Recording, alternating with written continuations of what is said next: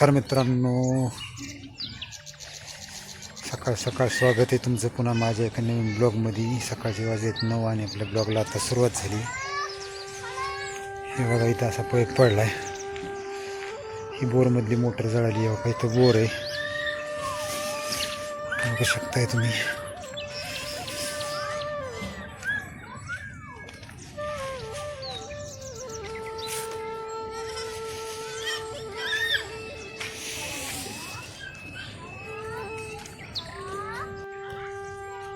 तर मंडळी फिटर येतो म्हणलं सकाळ सकाळ, त्याच्यामुळे थांबलो. मला जायचं शेतामध्ये.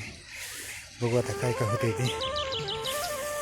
शेतामध्ये गेलो होतो, मला दाखवतं. आज वातावरण तर एवढं थंड आहे ना आमच्याकडं, बोलतच गार लागायला लागले.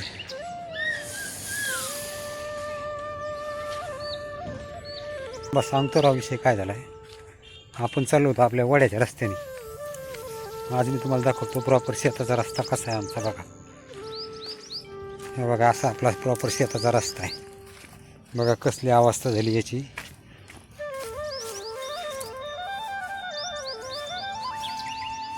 समोर काही सुद्धा दिसायला तयार नाही. असला आमचा रस्ता झाला आहे वड्याचा. तर चला आता आपण भेटणार आहे शेतात गेल्यावर. थोड्या वेळाने JCB वाला यायला लागले रस्ता बनवण्यासाठी. दरवर्षी मित्रांनो हीच कटकट आहे आपल्याला. आणि हे दुसऱ्याच्या शेतातून शेतात जाण्याचा दुसरा रस्ता आहे. याने काय आपल्याला एंट्री नाही समोर, त्यांचे शेत असल्यामुळं आपल्याला आपल्या त्याच रस्त्याने वागावं लागते. तर चला आता आपण भेटणार शेतामध्ये. शेतामध्ये मी आज तुम्हाला दाखवणार आहे तिथलं आज काय वातावरण आहे. नाही खरं दाखवणार आहे. चला भेटू आता शेतामध्ये. तर मंडळी आलोय बघा मी वावरात. आणि वावरात बघू शकताय तुम्ही अशा प्रकारचा ऊस लावलेला आहे. चला म्हणलं रान वाळलं का कसं बघावं, कारण आज 10 दिवस झाले तर ऊस लावून. आणि नेमकं काय झालंय बघा, वातावरणात थोडी थंडी जास्त आहे. आई घातली इंग्रजी डिसेंबर आणि मराठीत पुसाच्या महिन्यात ऊस लावण्यात आला आहे.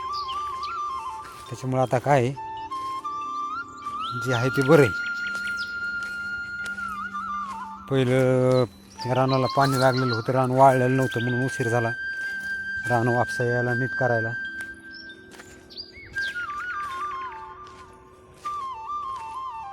त्याच्यामुळं आता थोडं झाले लेट. पण बघू आता काय होईल ते.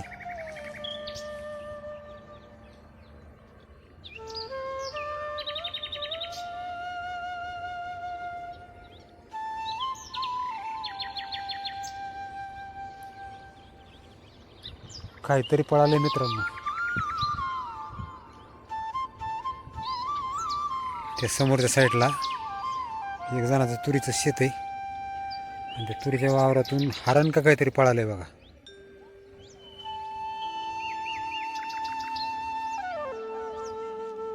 काय झालं आमच्याकडे उसळी येत मित्रांनो, त्याच्यामुळे जरा थोडी बिबट्याची धास्तीच आहे.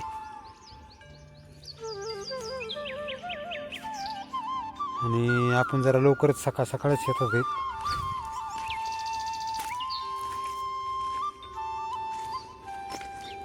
बघू आता काय असेल ते. वाट तर बघावंच लागेल काय दिसतंय का.